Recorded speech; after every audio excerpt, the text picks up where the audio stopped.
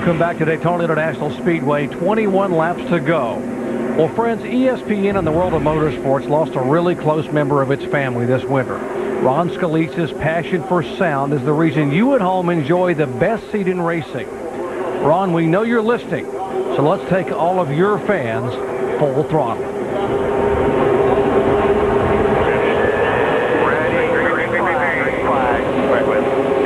Everybody's going.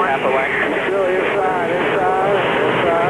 Quarter bumper clear. Half, one.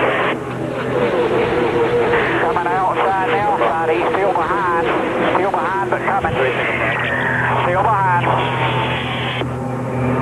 Still out there. Come on, barely there. Clear, you're good, you're clear. 29. Get down here. Look ahead all the time, baby, I'll let you know.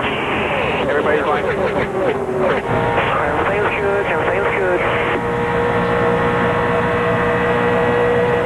Two cars, let's keep working on it. Wow, clear. You get that thing hooked up, Big Shotty, she's going to roll with you. Back inside.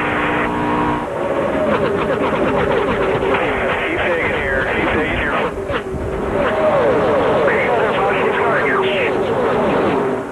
Doing an awesome job here, bud. Stay focused. Clear high.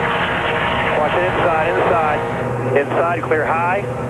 The sounds that Ron Scalise helped bring to your neighborhood and to your home for so many years. NASCAR, stock cars at Daytona.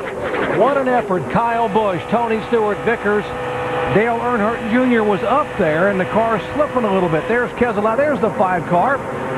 Junior went for the lead. He got underneath the 18 car Kyle Busch down the backstretch, and nobody went with him. Seemed like the whole line just went up on the outside and left Junior down there by himself. Looks like he's struggling with his car a little bit.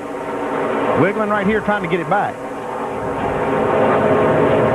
Well, that's one of the guys that if you can put him back there and make him work harder, then you've got a better shot at winning this race. So, they lined up on the outside of him, and when you've won everything down here so far, guys remember that, and they're trying their best to get themselves to victory lane. I've seen that work both ways. Still up at the top. I've seen that, where, Senior, they would always line up right behind him, go wherever he went. Yeah. And I never figured that out, because if you're going to beat him, you can't do what he's doing.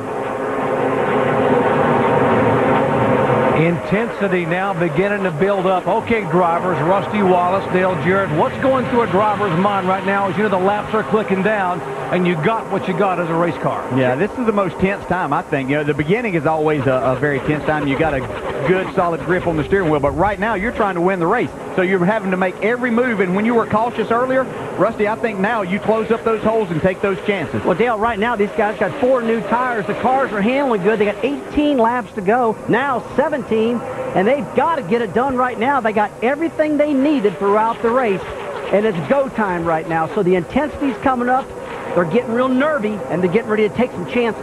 Yeah, before, when you were waiting to hear from that spotter that you were clear, now you hear that click of that button, and that's whenever you think that he's getting ready to say it. You're hoping that's what he's going to say anyway, because you're going to put that car in that hole as soon as you possibly can. Oh, yeah, you're just really relying on your spotter at the moment to call you clear. When he says clear, that's the best feeling in the world, because you got that car pinched down. You're trying to let it run off at turn 4 or turn 2, because, man, you are nervous, and you got to get it done. Hey, man, this is Daytona. It's everything.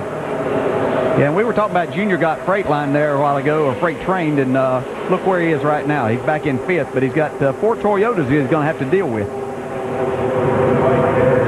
Here he goes on the outside. He's got his old friend, Martin Truex Jr. right behind him. Maybe he can get some help from him. Man, what a run he made right there, and he really didn't have a lot of help. I mean, the 8 car needed to be closer to really give him a push, but pretty strong. Dave, you've got something to add for us? And DJ, as you know, those are both Chevrolets, and while it's not always a brand thing, they did notice earlier, Martin noticing that the Toyotas were working very well together. They lost an ally in Clint Boyer. The 5 and the 8 do need to work together. Well, regardless that things have changed in their situation, these 2 guys are still friends, and they respect each other as racers, as we see our last year's champion Carl Edwards get into this mix also. 4 Toyotas on the bottom of the track there, and right behind them the Ford of Edwards. On the top, Chevrolet's hooking up nose to tail, trying to get a little drafting help. The 5 and 8, Earnhardt Jr. and Truex. We talk about NASCAR being a give-and-take sport. Whoa, one car up high, that is The 59, they just do get by Marcus Ambrose, who's had the issues with that right rear fender and the cut tire. Looks like he's got another cut down tire. Debris still flying off that car. I hope we don't see a caution here. I started to say, DJ, they talk about this being a give-and-take sport, but inside of 15 laps, looks like there's a lot more take than there is give. Yeah, you forget about that first word. There's not much give unless you're going to give somebody a shot to help them get by so you can move on up. But, you know, we saw Junior try to make that pass and get that run on the outside, but the 4 Toyotas on the inside stayed lined up, and they're nose to tail and got back out in front by a little ways. It's not that they're home free by any means, but they're really having a hard time these other cars staying close enough together to really make a good push at them. If those 4 cars can stay locked up like that, it's going to be hard to get past them.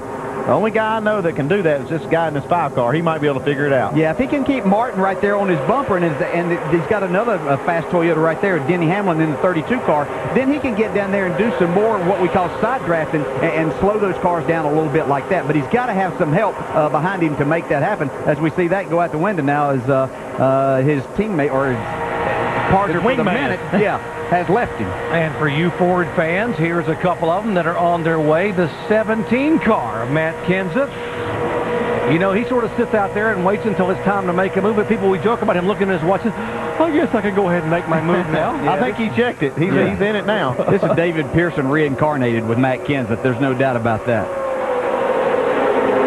And what about the 41 car? That's an 18-year-old, folks. Brian Clausen right behind this 17, making only his 6th ever start in this series. Whoa, here they come. Watch this outside lane now. It's starting to move. We have a change for the lead here. Brian Vickers has decided he wants to be in front of this. I think he looked back and saw that 5 car working that outside lane and said, I better be on offense instead of defense here. I need to move up there have a chance to win. Yeah, he's not running the series full time. This is about winning this race. Those Joe Gibbs cars on the bottom, the 18 and 20 Stewart. You see Denny Hamlin power slide through the trioval right there. Oh, wow. Shannon. Yeah, Kyle Busch noticing that number 10 car coming on the outside, came on the radio and said, guys, I like our line. Confident that he can take this car to victory lane. That 18 car does look solid down on the bottom of the racetrack, and he's the guy to beat right now. Here we go, a little bump draft. There we go. Kenseth. That makes you go faster. You like that? That's just a shot. It feels like 25 horsepower all of a sudden. Man, look at Junior's that. not going to let that go to waste either. He's going to use that to get himself in a better spot. Right up in front of Rudeman, and Rudeman has no choice but to let him in. I wonder if he heard the click of that clear button on that. He wasn't waiting on anything there. He didn't even wait on that part because there's no way his spotter was even clicking his button right there. That is Bobby Labonte in the 21 car. That is the car he is driving that won this race a year ago. All right, folks, this is what we've been talking to you about all week long is how exciting this race is going to be, and it's playing out right here. 10 laps to go. Next time by, whoa, Casey Kane slides up, and as they get past him. Okay, look here. You got these teammates blocking. You got Kyle Busch and Tony Stewart. Might be teammates, but they both love to see that checkered flag first, so I'm not sure how patient they're going to be with one another. That 8 car is really strong. Martin Truex has done a terrific job all day, and he, as you saw him a while ago, as he was behind Junior, he passed Junior and has got himself now in a position to where he can win the race. Carl Edwards was trying to get up there. Remember, he started back in 26th position and struggled to get in the top 15. Now he's in the top 5. He's done a great job of getting this car up front. He had a practice crash. They had to replace the whole right side of this car, and here he is in the mix to win it. Junior's really struggling and fighting that car. Yeah, we saw earlier that for him to be up there, he was having to work extremely hard, and not that he's not willing to do that, but as you're working that hard, sometimes it's just not able to get the speed and make the moves that you need. There goes Brian Vickers now. Vickers made the classic move, DJ. Up high, bobbed high, and dove low.